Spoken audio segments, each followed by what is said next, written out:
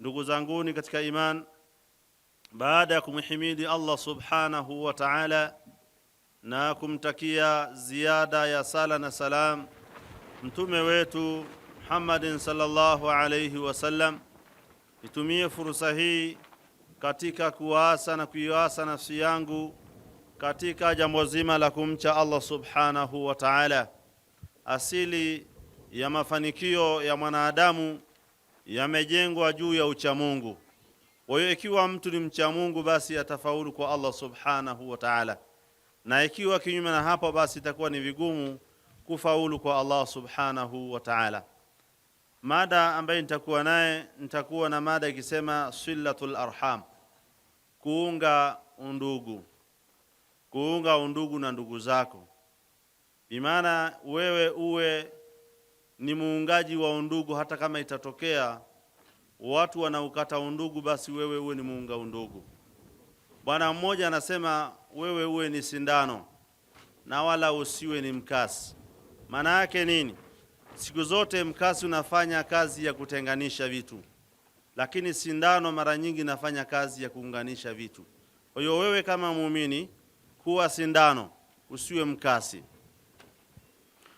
Wa min ajali alqurbati inda Allah subhanahu wa ta'ala, huu ungaji wa undugu, ibada ya kuunga undugu ni moja ya ibada kubwa sana, ambaye Muislamu akiitekeleza ibada hii atakuwa amefanya kitu cha kujikurubisha kwa Allah subhanahu wa ta'ala, na ni moja ya taa ambayo ni bora sana, jambo la kuunga undugu.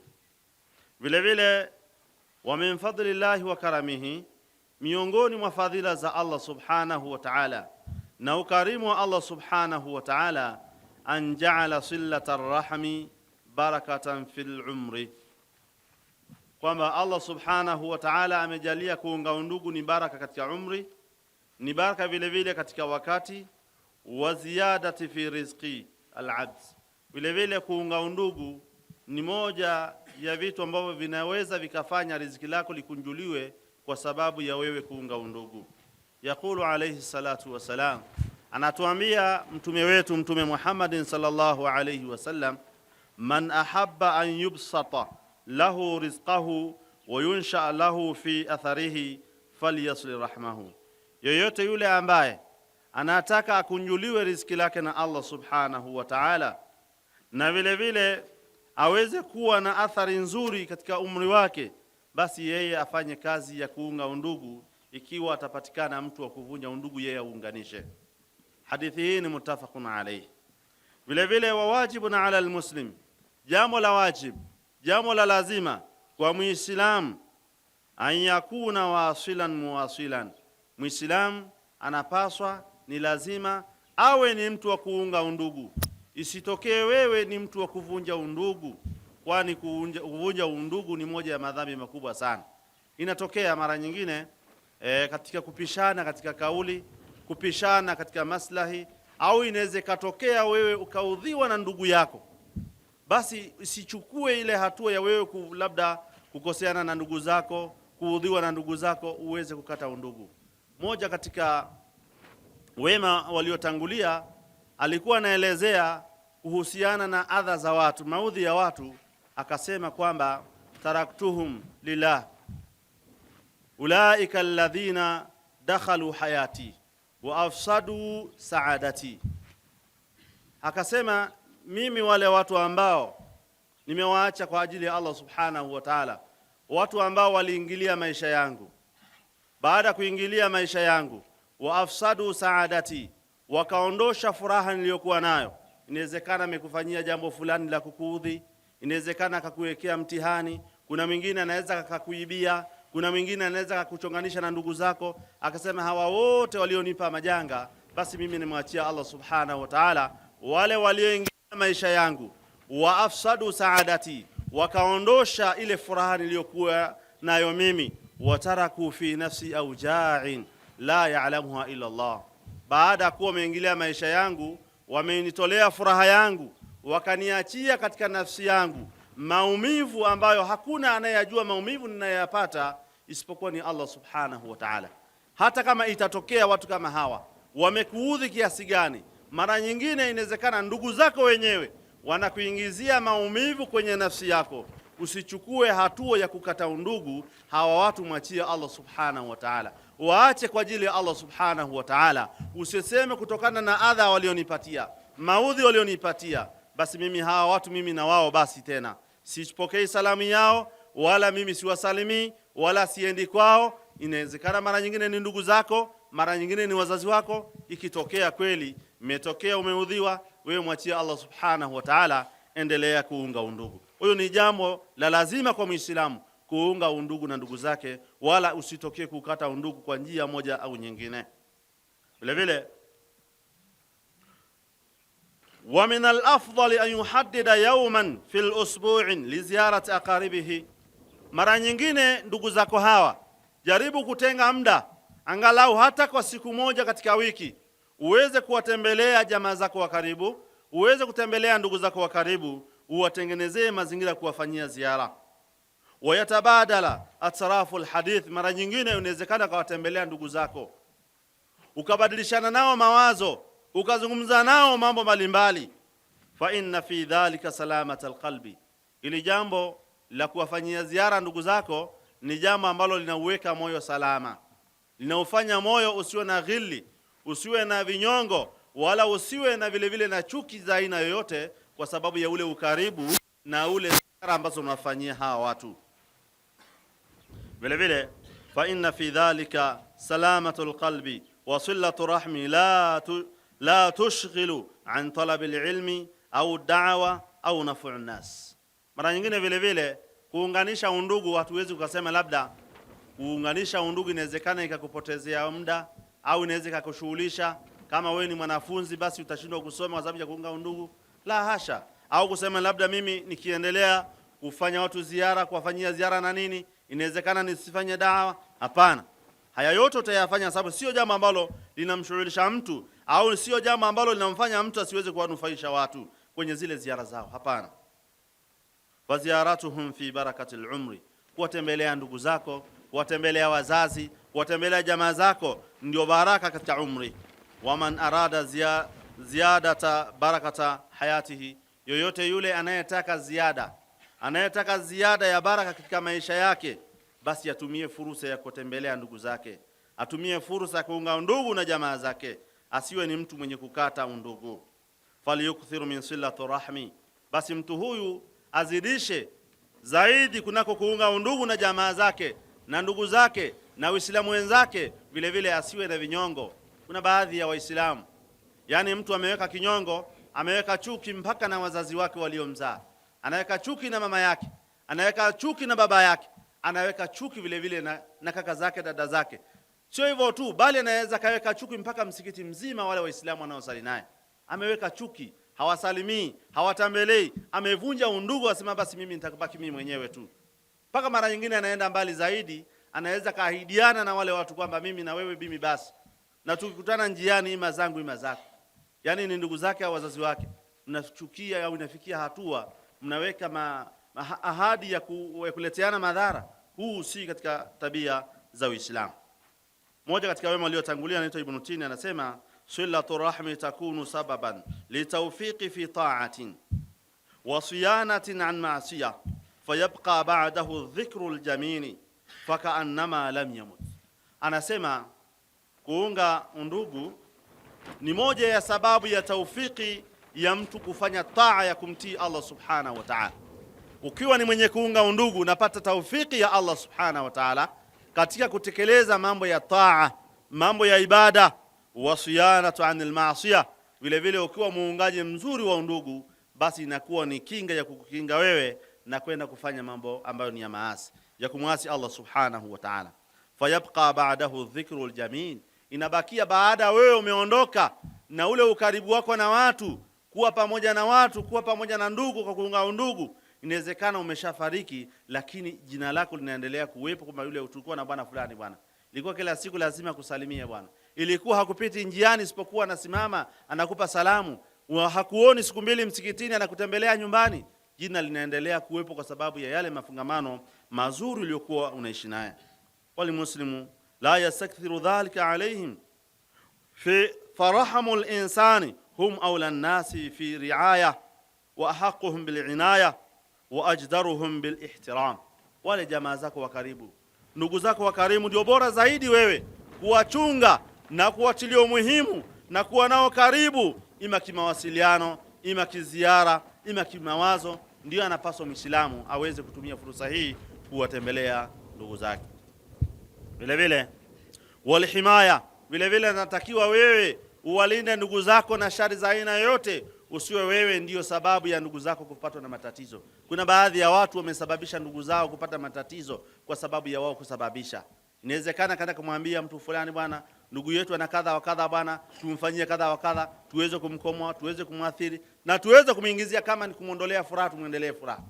Wapo watu wa aina hiyo, ndugu yake au ndugu yake Muislamu, tukiacha huu wa karibu, ndugu yake Muislamu akipata matatizo, basi Muislamu anafurahi, anashangilia, na ndiye anakuwa msambazaji wa taarifa kwamba fulani anajidai kadha wa kadha, leo umeona amenyoshwa. Sio hivyo tu, bali kuna baadhi ya watu inawezekana wazazi wake, ndugu zake wakipata mitihani ndio furaha kwake yeye. Sasa mtu kama huyu ndugu ataunga saa ngapi? Huyu mtu yuko tofauti sana na Uislamu. Allah asema wa ulul arhami ba'dhum awla bi ba'dhin fi kitabillah inna Allaha bikulli shay'in alim. Na wale wenye undugu ndio watu ambao bora baadhi yao.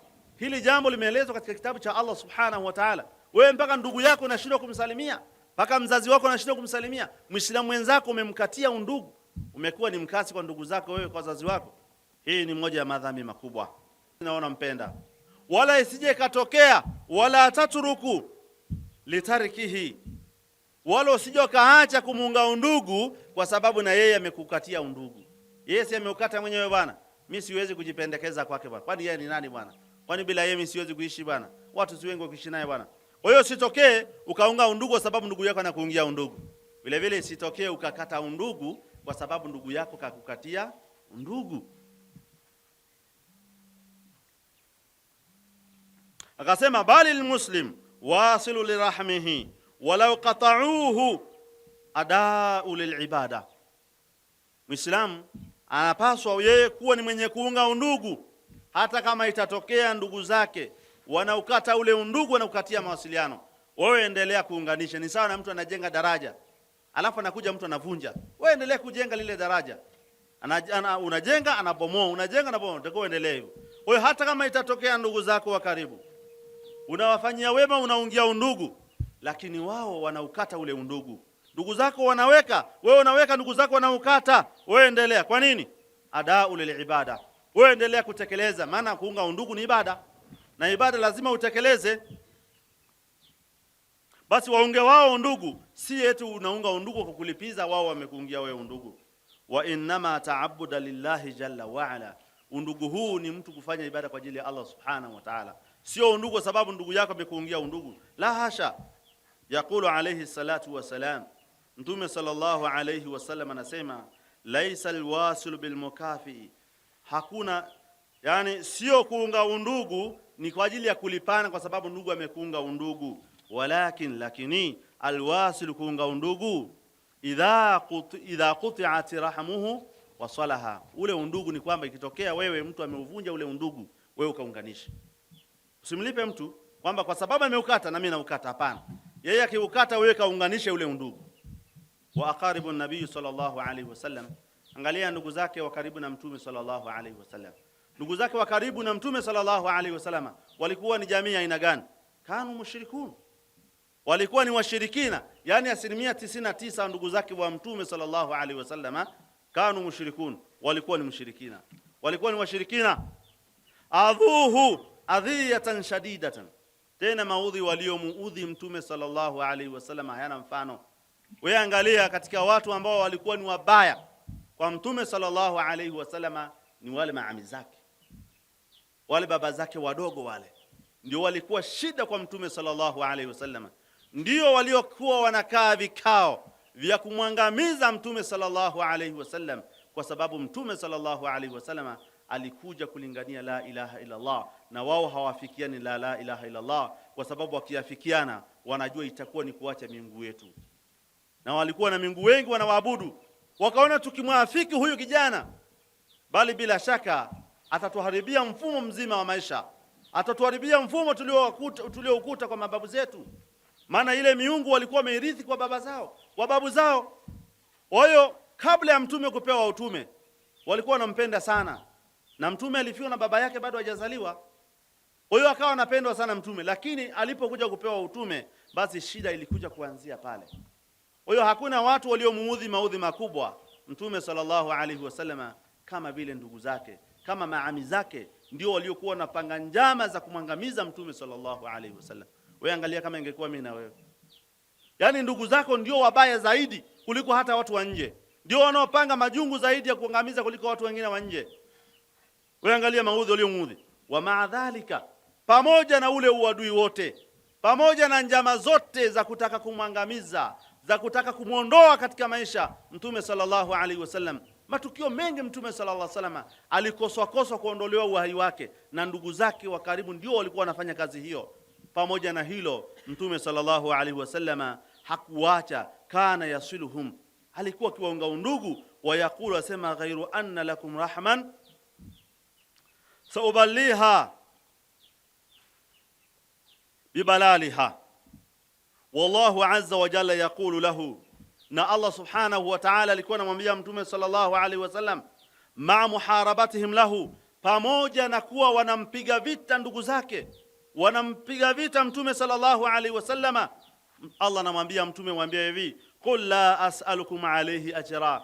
Ndugu zanguni, wewe endelea kuambia ndugu zanguni, mimi sifanyi kazi hii ili muweze mkanilipa. Sika kwamba nawalingania mnipe malipo, labda mnipe ngamia, mnipe mali. Hapana, mimi sifanyi hivyo. Illa almawaddata fil qurba, ninachotaka mimi ni yale mapenzi ya ukaribu ya undugu, hakuna kingine. Yani watu wanakuudhi, ndugu zako wa karibu wanakufanyia adha zote, wanakukuta bado uko pamoja nao. Wakishakuwa na tatizo, mtume uko pamoja nao.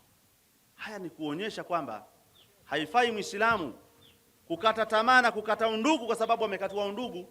Na kigizo kizuri ni kwamba aliyoudhiwa zaidi na ndugu zake ni mtume sallallahu alaihi wasallam. Kwa hiyo mimi na wewe, mimi najua ndugu zetu wanatuudhi sana. Tunaudhiwa na ndugu zetu wa karibu, hasa wa karibu wanatuudhi sana. Kama nilivyotangulia kusema yale maneno ya moja ya watu wa hikma akisema kwamba taraktuhum lillah, nimewaacha kwa ajili ya Allah subhanahu wa ta'ala. Ulaika alladhina dakhalu hayati, wale ambao wameingilia maisha yangu. Wa afsadu saadati, wakaondosha furaha niliyokuwa nayo nyingi. Nilikuwa na furaha katika maisha. Kuna watu ndugu zetu wapo tu, inawezekana una uchumi mzuri, akatokea ndugu yako akawa ni sababu ya wewe kufilisika. Inawezekana kuwa mzima ikawa ni sababu ya ndugu yako kukupa ulemavu. Kwa hiyo akasema wale ambao wameingilia maisha yangu kwa njia moja au nyingine, wakaharibu mfumo mzima wa maisha yangu, furaha yangu wakaiondoa, wataraku fi nafsi aujai, na wakaacha maumivu makali katika nafsi yangu, maumivu ambayo hakuna anayejua isipokuwa ni Allah subhanahu wa ta'ala. Najua wapo kuna watu wameachiwa maumivu na ndugu zao na bado wanaendelea kuishi. Hii isikufanye wewe urudi nyuma uweze kukata undugu na ndugu yako. Jiliwaze kwamba hata mtume vile vile katika watu ambao walikuwa wanamuudhi mtume za sama ni ndugu zake wa karibu. Na hii mara nyingi huwa inatokea sana. Hakuna watu ambao wamekuwa ni kikwazo kikubwa katika maisha ya wenzao kama vile ndugu. Ndugu mara nyingi ndiye anayekuombea mabaya hata kuliko mtu wa nje. Vile vile, wa idha asaa ilaika alqarib, ikitokea ndugu yako wa karibu akakufanyia ubaya, akakufanyia vitimbi, fa ahsin ilaihi, wewe mfanyie wema. Yeye sema kufanyia ubaya, amekusema vibaya, wewe mseme vizuri. Amekufanyia vitendo vibaya, wewe mfanyie vitendo vizuri. Amekunyima kitu fulani, wewe mpe kitu kama unacho anakihitaji, mpe. Wa hadha huwa dawa, hii ndio dawa ya kisheria hii. Dawa ya mtu mbaya bwana, wewe mfanyie wema. Yeye akufanyia ubaya wote, wewe mfanyie wema. Hiyo ndio dawa yake hiyo. Sababu siku zote nafsi inapenda yule mtu anayemfanyia wema. Nafsi hubbiba alqulubi ila man ahsana ilaiha. Nafsi mara nyingi ina asili ya kumpenda mtu ambaye inamfanyia wema. Kwa hiyo ndugu yako akiwa anakufanyia ubaya, wewe mfanyie wema. Fanyia ubaya kiasi gani, adha gani, wewe mfanyie wema. Hii ndio dawa yake hii. Falmusiu tuqabalu sayiatahu bilhasana, mtu mbaya unakabiliana, unapokea mabaya yake kwa mazuri. Yani yeye anakuelekezea mishale mibaya, wewe muelekezee kheri. mwelekezee mambo mabaya mazuri. Yeye ameelekeza mambo ya kukuangamiza, wewe mwelekezee mambo ya kumwokoa yeye. Vile vile wa fi hadha sani'i uluwu wa rif'atun inda Allah subhanahu wa ta'ala wa 'izzatun. Kwa kufanya hivyo wewe utakuwa umepanda daraja kwa Allah subhanahu wa ta'ala, kwa kuwaunga ndugu wale ambao ukata wala kufanya ubaya wanafanya uzuri, basi hii itakuwa ni wewe kunyanyuliwa daraja la juu. Vile vile sio hivyo tu, ndio utakuwa na izza vizuri, utakuwa na izza kwa viumbe vile vile. Wewe angalia, mtu anakufanyia ubaya, wewe unamfanyia uzuri, hata kwa viumbe vile vile utapanda daraja. Vile vile Allah subhanahu wa ta'ala anasema idfa billati hiya ahsan sayyi'a. Ondoa lile jambo ambalo, ondoa baya kwa zuri. Idfa billati hiya ahsan, ondoa kwa zuri sayyi'a, jambo baya. Bimaana ukifanywa jambo baya na ndugu yako, wewe mfanyie jambo zuri. Akikutusi wewe, basi mwambie neno zuri. Vile vile akikupiga wewe, mfanyie jambo zuri. Akikunyima jambo fulani, mfanyie jambo la mbona na kheri. Kwa hiyo usije katokea wewe ukaanza kutekeleza visasi, ukaanza kurudisha mashambuli. Hapana, wewe tekeleza yaliyokuwa mazuri. Hata kama utaudhiwa kiasi gani, wewe rudisha lililokuwa zuri. Hata kama atakuwa amekuuliza, wewe mchekeshe, wala wewe usimulize kama yeye amekufanyia uadui, wewe usimfanyie uadui, mfanyie wema. Wala yuwaffaqu li hadhihi alkhilla illa man arkhasa nafsahu fi jambi Allah subhanahu wa ta'ala. Hii ibada ni ngumu sana, inatekelezwa na watu wachache sana, ambayo Allah subhanahu wa ta'ala ametia taufiki katika nyoyo zao.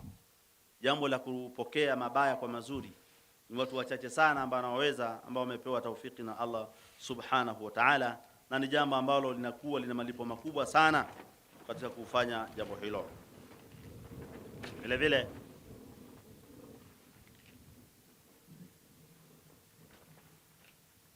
Vile vile mtu anatakiwa azuie hasira zake, adhibiti hasira zake pindi anapokuwa ameudhiwa na ndugu zake.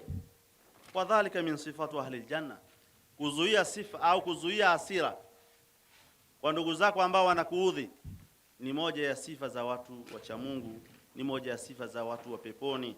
Allah subhanahu wa ta'ala anasema wasari'u ila maghfiratin min rabbikum wa jannatin 'arduha samawati wal ardi u'iddat lil muttaqin. Fanyeni haraka katika kufanya au katika kuleta maghfira kwa Allah subhanahu wa ta'ala. Wasari'u ila maghfiratin, fanyeni haraka katika kuomba msamaha kwa Mola wenu, wa jannatin 'arduha as-samawati wal ardu u'iddat lil muttaqin. Haya ndio malipo sasa. Ukifanya hivyo, malipo yako wewe utaenda kulipwa pepo ambaye Allah subhanahu wa ta'ala amewaandalia Waislamu. Allah anasema alladhina yunfiquna fi sarra, watu ambao huwa wanatoa mali wakati wa furaha. Alladhina yunfiquna fi sarra wa dharra, wanatoa wakati wa raha na wakati wa shida. Walkadhimina alghaidh wal'afina 'anil nas, na wale ambao wanadhibiti hasira zao pindi wanapokuwa wamekosewa. Wal'afina 'anil nas, na vile vile huwa wana asili ya kuwasamehe watu wanapokuwa wanafanywa ubaya. Wallahu yuhibbul muhsinin.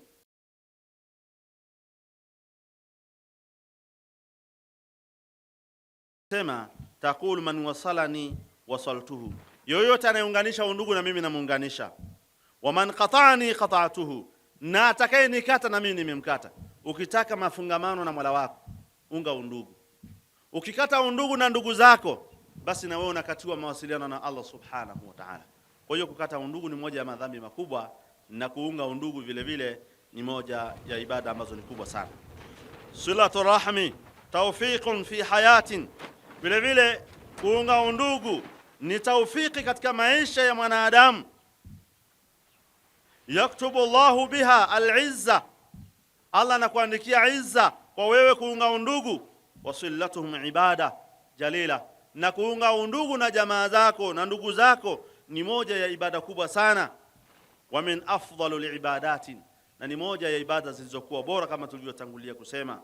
Yaqulu Amru ibn Dinar, ma min khutwatin ba'da al-faridatin a'zam ajran min khutwatin ila dhawi rahmi. Huyu mwema mmoja ya wema waliotangulia anasema hakuna hatua ambaye mtu ataipiga iliyokuwa bora. Hakuna hatua atakayetembea mtu, yani hakuna kitu chenye thamani katika kutembea baada ya kuwa mtu ametembea kwenda kutekeleza faradhi, kutekeleza sala 5. Baada ya hapo hakuna hatua zenye thawabu nyingi kama vile mtu kupiga hatua kwenda kumtembelea ndugu yake, kwenda kumjulia hali ndugu yake. Hakuna. Baada ya kuwa zile hatua za kwenda kwenye ibada ni bora, inayofuatia ni zile hatua unazozipiga kwenda kuunga ndugu kwa ndugu yako Muislamu. Wa qaribuka qita'atun minka, ndugu yako wa karibu ndio kipande katika wewe, ndugu yako ni katika sehemu katika wewe. In ahsanta ilayhi fa innama tuhsinu ilayk, wewe ukimfanyia wema ndugu yako ndio unajifanyia wema wewe mwenyewe. Yani ndugu yako, kaka yako, Muislamu wenzako, baba yako, mama yako, dada yako, ukimfanyia wema basi unajifanyia wewe wema, kwa sababu yule ni katika nafasi katika au sehemu katika mwili wako wewe. Vile vile wa in bakhalta alayhi fa inma tabkhal an nafsak, vile vile ikiwa utamfanyia ubakhili ndugu yako, Muislamu wenzako, basi ujue unajifanyia ubakhili wewe mwenyewe, kwa sababu wewe ni katika sehemu katika nini, katika huyo mtu. Vile vile wallahu khalaqa ar-rahma wa shaqqa laha isman min asma'ihi, Allah aliumba undugu akaugawia jina miongoni mwa majina yake. Wa wa'ada rabbuna azza wa jalla, na Allah subhanahu wa ta'ala kaahidi au akaamrisha biwasliha, watu waweze kuunga huo undugu. Vile vile amma ta'ridina anna asla min anna man wasala, hakika yule ambaye ataunga undugu kwa yule ambaye wasalaka. Ukiunga undugu kwa mtu ambaye anakuunga undugu ni ibada. Vile vile ukiunga undugu kwa mtu ambaye amekukatia wewe undugu vile vile ni ibada. Wasilatu rahmi tadfa'u biidhnillahi nawaibud dahr, vile vile ukiunga undugu vile vile inapunguza matatizo, inaondosha mabalaa ambayo yanapatikana kwa mwanadamu kwa kuunga ule undugu ambao utakuwa nao. Wasilatu rahmi khairun, kuunga undugu ni jambo ambalo la khairi, kama nilivyotangulia kusema, ni jambo la ibada, ni jambo ambalo anatakiwa Muislamu alitilie muhimu katika kulitekeleza lile jambo la kuunga undugu. Jambo lingine, kaifa aslu rahmi, vipi ninaweza nikaunga undugu wangu? Vipi ninaweza nikaunga undugu wangu? Arhamu tusal bi muahadatihim, undugu unaungwaje? Sheikh anasema undugu unaungwa kwa mtu kufanya ziara ya kuwatembelea ndugu zake. Vile vile undugu unaungwa wa bil ikrami karimihim, undugu vile vile unaungwa kwa kumuunga au kwa kumkirimu, kufanyia ikramu, mkarimu katika wao.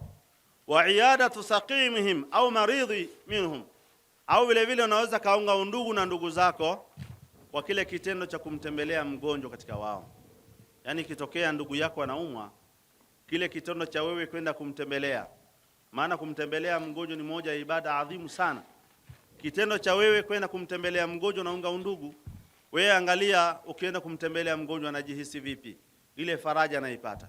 Kwa hiyo wewe kwa kule kumtembelea mgonjwa katika wao ndio kuunga undugu. Vile vile wataisiri ala mu'sirin, vile vile kwa kumfanyia wepesi ndugu yako, ana matatizo, ana shida, unaenda kumsaidia ile shida, unaenda kumtatulia ile shida aliyokuwa naye, ni moja ya kuunga undugu. Vile vile imani unakuwa pamoja na ndugu yako katika matatizo yanapokuwa yanamsibu, tofauti na wewe mwenzako anapopatwa na matatizo, basi wewe unakuwa ni mshangiliaji, unakuwa ni mshabiki, unakuwa ni mtu ambaye anaeneza habari fulani leo amepatwa na matatizo, kwa hiyo wewe unashukuru. Mwingine anaweza kafunga kabisa kwa kushukuru kwamba ndugu yake amepatwa na matatizo. Hilo ni kuvunja undugu, wala sio kuunga undugu.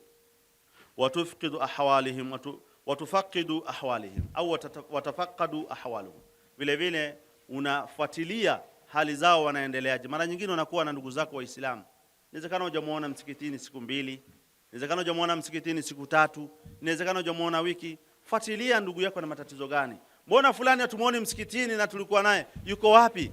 Lazima ufanye hivyo ndugu zangu katika imani, hapo utakuwa umeunga undugu. Vile vile wa fil wasail alhaditha aunu ala ta'atin. Vile vile katika vifaa vya kisasa sasa hivi, mfano sasa hivi kuna simu, kuna usafiri wa aina mbalimbali, vimekuwa ni msaada mkubwa sana vya kusaidia watu kuweza kuunga undugu. Inawezekana wewe usipate fursa ya kwenda kumtembelea ndugu yako, jaribu kutumia hata simu, kumpigia simu, ndugu yangu bwana, mimi leo ninakuja kukutembelea, au ndugu yangu mimi nimebanwa na majukumu, nakupa salamu na kusalimia, tunaendelea vizuri, tunaendelea vizuri. Inawezekana pia vile vile ukatuma message, ujumbe mfupi tu, ninakusalimia, mnaendelea vizuri, basi inatosha kwamba unampa faraja yule ndugu yako. Hii ni moja katika njia za kuunga undugu. Vile vile fa fil hatifi imtidad jisru al-atfu wal mahabbati wa fil murasalati baqa'ul wud wa fi tablighi as-salam. Haya yote ambayo tumeyasema kwamba moja hivi njia zote hizi ni moja njia za kufikisha salamu kwa ndugu zako, za kubakisha mapenzi. Waonaje mtu ambaye anakusalimia kila siku lazima akusalimie, akupigie simu, basi nilikuwa nakusalimia, akuombe hela, nilikuwa nakusalimia ndugu yangu katika imani, nilikuwa nakusalimia babangu, nilikuwa nakusalimia mamangu, kakangu. Hili jambo linajenga mapenzi, linajenga mawanda vile vile, na ni moja katika vitu ambavyo vinaweza vikafikisha salamu kwa muda ambao wewe hujapata muda wa kwenda kumtembelea ndugu yako. Wa kullu wasilatun mubaha, na njia zote zile ambazo ni halali unaweza kuzitumia katika kuunga undugu, basi unaweza kuzitumia hizo njia uweze kuunga njia au uweze kuunga undugu au undugu uliokuwa madhubuti na ndugu zako wa karibu. Iktanimu, zitumie hizo njia. Tumia hizo njia katika kuunga ule undugu, fi adai tilka al-ibada, katika kutekeleza ile ibada adhim ya kuunga undugu, na wala usiwe ni mwenye kukata undugu. Wa da'watu aqaribik wa tawjihihim, vile vile mara nyingine katika moja ya njia za kuunga undugu, sio lazima wewe uende. Mara nyingine unaweza kawaita jamaa zako wa karibu, ndugu zako wa karibu, bwana kaka, naomba unitembelee nyumbani kwangu. Unamuita kaka yako, ndugu yako, baba yako, mama yako, Muislamu wenzako, unamuita nyumbani kwako, unapiga naye story, unampikia na kula, basi anaondoka. Hii ni moja vile vile katika njia za kujenga mapenzi katika nafsi zetu. Bwana, rafiki yangu ananijali bwana, ndugu yangu ananijali bwana, lazima atakuja. Na kama ana uwezo, wewe huna muda, mtumie hata nauli, mwambie bwana nakutumia nauli, njoo nisalimia bwana. Akishausalimia basi anarudi. Hii moja vile vile ni moja ya njia ya kutengeneza ukaribu. Vile vile na katika kuwapa maelekezo, kuwaelekeza ndugu zako sehemu, kama ndugu yako amekosea, ukimpa maelekezo, bwana hapo umekosea, pita hapa, pita hapa, pita hapa, atashukuru. Ni moja vile vile ya njia za kumfanya, au ni njia za kuunga undugu. Vile vile kama amekosea, unamuita ndugu yako, unampa nasaha. Na nasaha vile vile ni moja ya njia za kuvunja undugu, ya kuunganisha undugu. Vile vile inawezekana jambo lingine umelisikia nje, maana yanayotoka nje huwa ni mengi sana kuingia ndani ya familia. Inawezekana maneno yamesemwa mengi sana kuhusiana wewe na ndugu zako, kwamba ndugu yako ana kadha wa kadha na kusema kadha wa kadha. Unaweza kumuita, ndugu yangu, nimesikia bwana kuna habari ziko hivi na hivi, kwamba tuko hivi na hivi. Je, haya mambo yana uhakika? Mambo yana uhalisia? Au ni katika moja ya mambo ya kutufarakanisha sisi katika familia? Fanya ibada kama hiyo. Muite ndugu yako, muelekeze. Sio wewe baada ya kusikia kwamba ndugu yako amesema hivyo, kabla hujamuita umuulize, tayari na wewe unaanza kurudisha nini? Mashambulizi kule kwa ndugu yako. Nasikia unasema hivi kadha wa kadha. Kwa hiyo inakuwa sasa ni kurushiana meseji, au inakuwa sasa kurushiana maneno kwa njia ya simu. Hii sio kuunga undugu, bali itakuwa ni katika kuvunja undugu. Muislamu atakiwa afanye hivyo. Vile vile qala subhanahu wa ta'ala, Allah subhanahu wa ta'ala anatueleza kuhusiana na haya masala, kama itatokea labda inahitajika nasaha katika ndugu, inahitajika labda maelekezo mbalimbali, irshadati mbalimbali, wa andhir ashirataka alaqrabin. Kama kuna jambo labda la kumwambia ndugu yako, la kumtahadharisha ndugu yako, nasaha, basi mwite ndugu yako. Allah anasema waonye watu wako wa karibu. Wa andhir ashirataka alaqrabin, anza kuwaonya ndugu zako wa karibu. Vile vile jambo lingine la kuzungumzia, aqaribi yusiu ilayya. Sasa inaweza katokea mara nyingine wewe ukawa ni mtu mwema, wewe ukawa ni mtu mzuri, unaunga undugu, lakini natokea ndugu zako wenyewe sasa ndio wanaukata ule undugu. Aqaribi yusiu ilayya, ndugu zangu ndio wamekuwa ni wabaya kwangu, wala sio mimi, nitafanyaje? Aqaribu laysa sawa. Kwanza tufahamu ndugu zako jamaa zako wa karibu hawako sawa, hawajafanana katika tabia na akhlaqi zao vile vile, katika muamala vile vile. Aqaribu laysa sawa fi sila, ujue ndugu zako watakuwa tofauti katika kuunga undugu, wametofautiana. Wal mawadda, vile vile ujue ukiwa na ndugu, ujue vile vile hata yale mapenzi hayalingani mapenzi hawa ndugu. Kuna ndugu atakuwa nakupenda sana, kuna ndugu vile vile atakuwa nakuchukia tu, yani ana chuki na wewe. Inawezekana kwa sababu ya maisha, umemzidi maisha, inawezekana umemzidi cheo, hapo anatokea anakuchukia tu bila sababu. Yule anakupenda, yule hakupendi. Unaona?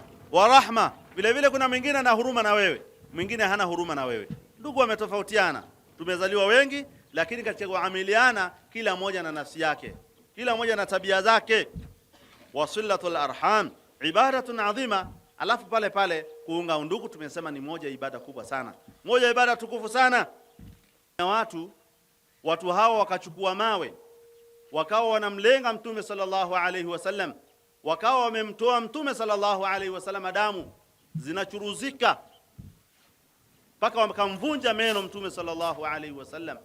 Allah subhanahu wa ta'ala akatuma malaika wa milima miwili kwenda kumwambia Mtume sallallahu alaihi wasallam, Mola wako ameshaona kile ulichokifanywa na hawa watu, toa amri Mtume wewe, tuweze kuchukua mlima huu na huu, tuweze kuwakandamiza hawa watu waliokufanyia ubaya wa aina hii. Mtume sallallahu alaihi wasallam akamwambia, hapana, innahum qaumun la ya'rifun, hawa watu mimi najua hawaelewi, hawa ni wajinga, wamenipiga, ni watu wajinga. Sio hivyo tu, mimi nimewasamehe, lakini arju an yukhrij Allahu min aslabihim man ya'budu Allah wa la yushriku bihi shay'a. Mimi najua hawa wanafanya ubaya, ni watu wajinga, watu wapumbavu, hawaelewi. Mimi natarajia insha Allah inakuja kutoka kwenye migongo yao, watakuja kuzaa watu ambao watakuwa na maabudu Allah subhanahu wa ta'ala, wala hawamshirikishi na chochote. Usigombane na mtu mkorofi, usigombane na adui, wewe muombee dua kwa Allah subhanahu wa ta'ala. Adui haombewi dua mbaya, muombee taufiki kwa Allah subhanahu wa ta'ala, Allah muongoze. Ukiona mtu anakufanyia ubaya, ukiona mtu anakufanyia uadui, hata ndugu yako, muombee kwa Allah, yule hajui, anakuja kutoa katika migongo yao watu wanamwabudu Allah subhanahu wa ta'ala. Moja ya watu waliomfanyia vitimbi vikubwa Mtume sallallahu alaihi wasallam ni baba zake wadogo, ambaye Mtume sallallahu alaihi wasallam siku moja katika ndoto aliota siku moja Abu Lahabi yuko peponi. Abu Lahabi ni katika ami zake na Mtume sallallahu alaihi wasallam. Mtume akaota Abu Lahabi yuko peponi bwana, lakini Abu Lahabi tayari alishafariki na ashahidiwa ni mtu wa motoni, na hakuna katika ami zake alikuwa mbovu kama Abu Lahabi. Ile ndoto Mtume sallallahu alaihi wasallam alishindwa kuielewa ni ndoto ya aina gani. Basi ikaenda hivyo hivyo, ilipofika mwaka wa 8 anakuja kusilimu mtoto wake Ikrima, anakuwa ni Muislamu ambaye alikuja kuubeba Uislamu kwenye mabega yake. Ametoka katika mgongo wa aina gani? Ni mgongo mchafu, ametoka kwenye asili ya kitu kichafu, lakini yeye akawa ni mwema. Na ndio hiyo maana sasa Mtume kusema kwamba itakuja kutoka kwenye migongo yao viumbe ambao watamwabudu Allah subhanahu wa ta'ala, wala hatomshirikisha na chochote. Na hata wewe ikitokea mtu wa aina hiyo, muombe kwa Allah subhanahu wa ta'ala, asipoongoka yeye, basi inawezekana huyu mtu atakuja kufanyaje, kutoa mtu ambaye atakuwa ni mwongofu zaidi. Kwa hiyo usikabiliane na mtu, usigombane na mtu ukafikia hatua ukamtengenezea mazingira ya uadui, mazingira ya kumwombea dua mbaya haina haja. Yani wewe kulipiza ubaya kwa ubaya haina haja kabisa. Wewe muombe hidayah kwa Allah subhanahu wa ta'ala. Wa fi muqabalati isaatin bil isaa, na ikitokea wewe ukarudisha ubaya kwa ubaya, dawa ya moto ni moto, wanasema watu hivyo. Ikitokea sasa wewe ndugu yako amekufanyia ubaya, na wewe vile vile ukachukua ubaya huo kamrudishia, hapo sasa ndio hijrul ibadatin sillatu dhawil qurba. Hapo sasa utakuwa umehama kwenye kuunga undugu, sasa umeingia kwenye hatua ya kwenda kuuvunja undugu. Ikitokea wewe mtu akufanyia ubaya na ukamrudishia ubaya, utakuwa umehama ibada, wewe umeenda kufanya jambo la dhambi. Sasa vile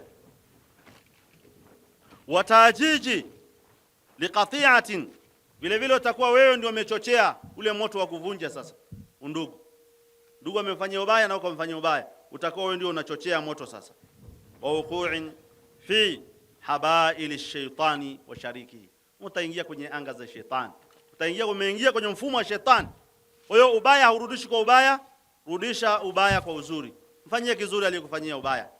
Jaa rajul ila nabii sallallahu alayhi wasallam, kwa kumalizia, bwana moja alienda kwa mtume sallallahu alayhi wasallam, faqal, akasema, ya Rasulullah, ewe mtume wa Allah, inna li qurabat, hakika mimi nina ndugu zangu wa karibu, asiluhum wa yaqta'unani, cha kunishangaza hawa ndugu zangu, kila nikiwaunga undugu basi wao wanaukata undugu, kila napojiweka karibu na wao, wao wanazidi kujisokomeza mbali na mimi, hawataki niwe karibu na mimi. Wa ahsinu ilaihim, mimi najitahidi sana kuwafanyia kila wema, kila ihsan, kila shida tutakokuwa nao, mimi niko karibu nao na wafanyia wema. Wa yusiuna ilayya, cha kushangaza wananirejeshea kwa ubaya, kila nikifanya uzuri wanachoniletea ni ubaya, wafanyia khairi wanachonifanyia ni shari, kila nikiwafanyia jambo hawafanyi isipokuwa ni wadui kwangu mimi. Wa ahlumu alaihim, vile vile mimi nakuwa na huruma nao. Wayajhaluna alayhi, lakini wao hakuna kitu kama hicho. Mimi nawafanyia upole na waonea huruma, wao hakuna kitu huruma kwangu. Yani wao ni maudhi kwenda mbele. Hawa watu wa aina gani hawa? Faqala alayhi salatu wassalam, mtume akamwambia huyu bwana, li ankana kama taqulu, kama ni kweli unavyosema wewe, maneno haya kama ni sahihi wanafanya hivyo, fakaannama tusaffihumul mal wala yazalu ma'aka min Allah dhahiran alaihim ma dumta ala dhalika, rawahu Muslim. Kamshauri bwana yeye asikate tamaa kwa kufanywa hivyo, yeye aendelee hivyo hivyo kuwaunga undugu, kwani akiendelea kufanya hivyo, huyu bwana ataendelea kuwa pamoja na Allah subhanahu wa ta'ala. Allah atakuwa anampa nusra juu ya hawa watu madama huyu mtu atakuwa anaendelea kuwafanyia wema. Maana yake nini? Ikiwa na wewe utakata tamaa, utakuwa na hasira na hawa mabwana, utawakatia undugu, bimaana pale wewe hautakuwa na nusura ya Allah tena, kwa sababu utakuwa umejiingiza kwenye jambo ambalo sio ibada, umeacha jambo la ibada. Na mtu akiacha jambo la ibada, Allah hawezi kuwa pamoja naye maadama huko kwenye swala la ibada. Ma'aka Allah subhanahu wa ta'ala, Allah atakuwa ndio mnusuru wako, atakuwa ni mwenye kukunusuru wewe.